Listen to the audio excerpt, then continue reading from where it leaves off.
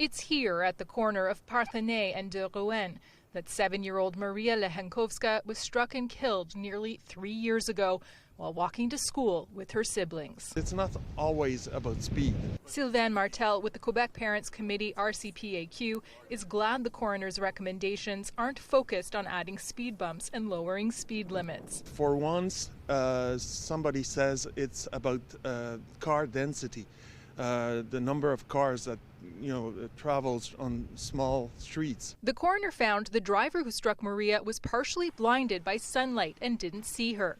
He was also rerouted through the residential neighborhood by his GPS due to construction on the La Fontaine tunnel.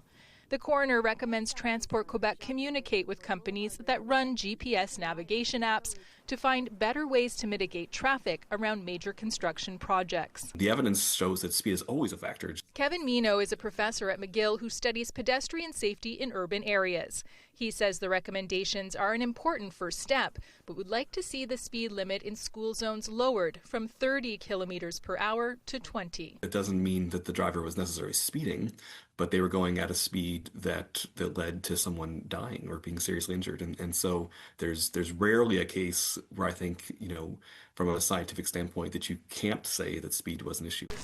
Following Mariia's death, parents called for improved safety near schools.